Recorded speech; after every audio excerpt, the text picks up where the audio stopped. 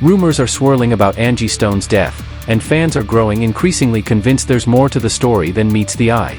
Conspiracy theories have taken root, and many are now pointing fingers at Tyler Perry. The speculation intensified after Perry attended Angie's funeral and used the moment to criticize the music industry. In his speech, he condemned how black artists are often exploited, underpaid, and robbed of their rightful dues. While some appreciated his candor, others weren't impressed. Monique, for one, didn't hold back, reminding everyone that Tyler allegedly blackballed her after she refused to work for free.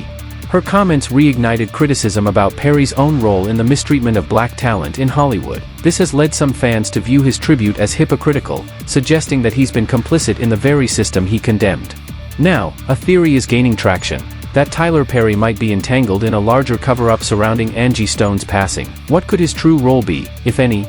Is this a deflection, or is there something deeper going on? Angie's death was already a painful blow to fans, but these new suspicions are casting a long shadow. The question remains, what is Tyler Perry hiding? Angie Stone's death left fans heartbroken, not just because she passed, but because it all felt so sudden and suspicious. Car accidents sadly happen every day, but this one didn't sit right with many people. Angie had just been in a minor accident not long before, and then she was suddenly hit by a semi-truck. What made it even more unsettling was that she was the only person who died. No one else involved in the crash suffered serious injuries. The odds of that happening are incredibly low, and it raised a lot of red flags. Then Jaguar Wright added fuel to the fire. She claimed Angie's death wasn't an accident at all, it was deliberate. According to Jaguar, Angie had gotten too close to some powerful people in the industry and was planning to speak out. And those people, she says, weren't going to let that happen. In her words, it was a sacrifice. What do they want? What do you mean? They want their payment. They want their pound of flesh. They want you to keep feeding the system. Doesn't matter how hard she worked for it. That's not her money. That's their money. That's what they do. They've been robbing me for years. Yep. They stole more money from me than they stole from Angie. I can't stop thinking about Nick Carter. And Aaron Carter. I can't stop thinking. Brother in the Illuminati, brother not in the Illuminati. Brother in the Illuminati commits all kinds of heinous crimes against women, and he's okay, but his brother's gone. And all he wanted was his money so he could push on. Like, how many of these things have to happen in front of the public? Of course they're going to attack, I'll be sure. Of course they're going to attack me. Of course they're going to attack anybody who's interested in the truth. Of course they're going to come at us really hard for that first 72 hours and make sure we stop posting, or at least get us flagged from being able to go live, so nobody thinks about the details of the fact that we just watched Angie Stone get moved around in real time on her son. When Jaguar Wright spoke out, people started paying attention. Her claims sparked a wave of speculation, and suddenly, fans began connecting the dots. The more they reflected on the details, the more things just didn't sit right. On March 1, 2025, Angie Stone and her team were returning from a Mardi Gras event in Alabama. They had been out there filming a project but took a quick break to enjoy the festivities. It was meant to be a lighthearted trip, a brief moment of fun before getting back to work.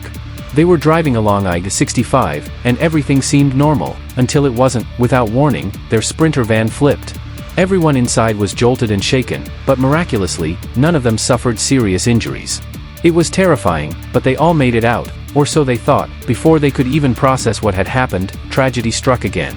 A semi-truck came barreling down the highway and slammed directly into the overturned van. The crash was devastating. The van was completely crushed, and Angie was the only one who didn't survive. Her sudden, isolated death left her team, loved ones, and fans in shock. At first, everyone believed it was just a tragic accident. But now, many are beginning to question that narrative. It was an awful chain of events that ended in the worst way imaginable. But as time passed, more people began digging into the details. Something just didn't add up. What was first labeled a freak accident slowly started to feel like something much more sinister. Only weeks before the crash, Angie Stone posted a cryptic and powerful message on Instagram. She wrote, "I've just discovered something that's been hidden in the dark for too long. My publishing was stolen. And guess what? I know exactly who did it. But don't get it twisted, I'm coming for all the dogs who thought they could take what's mine. Trust, I'm ready." Just like Jamie Foxx said, what had happened was, well, now it's my turn to share my testimony. It's a new chapter, and you can bet the truth is coming to light. Stay tuned. The timing felt shady, too shady. Angie had just started calling out UMG, and then, out of nowhere, she was gone. It didn't feel like a coincidence. It felt calculated, but it gets even darker. According to someone who actually survived the crash, Angie didn't die in the initial accident. She reportedly made it out of the overturned van with the help of a woman at the scene. But before she could get to safety, a semi-truck came seemingly out of nowhere, and struck the driver? Still largely unknown. The circumstances? Still unclear. But this chilling eyewitness account has fans asking, was Angie Stone silenced before she could expose the truth? People are reporting hearing pop, pop, pop before the crash. Sounds like we may have a case of road rage. Either one, road rage, or two, you know what. Now, it seems that the pop, pop, pop may have been to the tires, and that will cause the van to lose control. Here's a rewritten and polished 216-word version of your text, with a clear narrative arc and a strong, dramatic tone. If you think that's wild, hold on, there's more. Someone who was in the van with Angie revealed another disturbing detail. The driver was allegedly going way too fast. When Angie told him to slow down, he ignored her, and sped up instead. According to reports, Sharita Murphy, one of the 8 passengers in the van, later shared her gratitude on Facebook, writing, "We are blessed to be alive." She credited Angie's calm presence during the chaos and revealed that Angie had urged the driver to slow down moments before the crash. Her warning was ignored. The van flipped 3 times before being struck by an 18-wheeler, killing only Angie Stone. And then there's the bigger picture. Angie had been vocal about fighting back against the music industry. Just weeks before her death, she publicly accused powerful players of stealing her publishing and vowed to expose them. She was gearing up for a legal battle, naming names and making it clear she wasn't backing down. That's why fans can't shake the feeling that her sudden death was no coincidence. Could this tragedy be linked to those unpaid royalties and the truth she was ready to reveal? Even Tyler Perry seemed to hint at this during her funeral, when he blasted the industry and how it treats black artists. Forgive me because I'm angry at the way she was treated. I did not know all the things that she was going through. Recently, I found out because I'm not on Instagram. I'm not being hooked and manipulated by an algorithm telling me what to think and how to feel. So I don't see everything. But to think that this woman was in the business for all of these years, and there's a difference between performing because you want to and performing because you have to. All of those years, all of those songs, all of that money that was owed to her, where is it? It's wrong. It is wrong.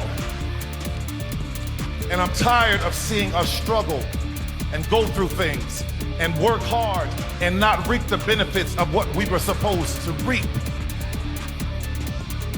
But you gotta be careful when you start mistreating people, especially children of God, because the Bible says, touch not my anointed and do my prophet no harm. And I'm gonna tell you something, this woman was a prophet. She prophesied and preached her own eulogy. What am I talking about? In her song, No More Rain in This Cloud, she says, my sunshine has come. And I'm all cried out. There's no more rain in this cloud. And many of you may not know this, but I'm a pilot. And when you are a pilot, the first thing you study is the weather. And I learned about clouds. And what a cloud is particles, air and particles. And when the rain gets in that cloud and the particles get too heavy, it becomes to rain. It drops to the ground. It falls. It is just like our souls. We hold so much in. We hold so much pain. We hold so much that it has to come out of our eyes as tears. But the beauty of what she was talking about is when a cloud has no more tears, it dissipates. It's gone.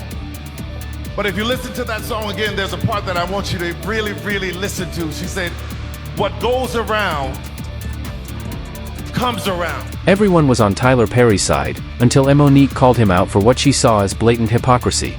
In a powerful open message, she wrote, "Dear Tyler Perry, I recently watched your heartfelt speech at Angie Stone's funeral, where you spoke out against her mistreatment by the music industry. It struck both me and my husband, Sydney, as poignant, but also deeply ironic." She continued, "You expressed outrage over how Angie was treated, yet you once labeled me difficult to work with, despite never having worked with me. How can you condemn the mistreatment of others when you've inflicted it yourself? We even have audio of you admitting you were wrong." And Monique didn't stop there. You asked, where's the money she's owed? Well, where's the public apology you promised me in 2016? Your false narrative helped blackball me, costing me tens of millions. Where's my restitution? Her words struck a nerve, and reignited a long-standing conversation about accountability in Black Hollywood. Monique didn't stop at just one point. She laid it all out. Point 3, she called out Tyler Perry for his double standards. You mentioned being tired of us not receiving the benefits we deserve, yet you asked me to promote Precious for free, without a contract or compensation. That speaks volumes. 4, she brought up his spiritual claims. You said we should be careful how we treat children of God. As a man of faith, where is your responsibility to act with love and truth? You promised me an apology years ago, and I'm still waiting. Unlike the music industry you criticized, we have audio receipts of your actions. Shouldn't you be held accountable, too? She closed with a direct challenge. I hope your words at Angie's funeral inspire you to make things right, with me and my family. You have the power to do so. It didn't take long for fans to turn on Tyler after that. Now, speculation is running wild. Many believe Tyler's passionate rant at Angie's funeral was nothing more than a smokescreen, to distract from his own alleged involvement. By calling out the industry, he positioned himself as an ally, maybe to keep people from digging deeper, but they are digging. And it's only a matter of time before more truths come to light. If Tyler really is connected to Angie's death, even indirectly, the fallout could be massive. What do you think? Was it all just a tragic coincidence, or something much darker? Drop your thoughts in the comments, and don't forget to check out the next video.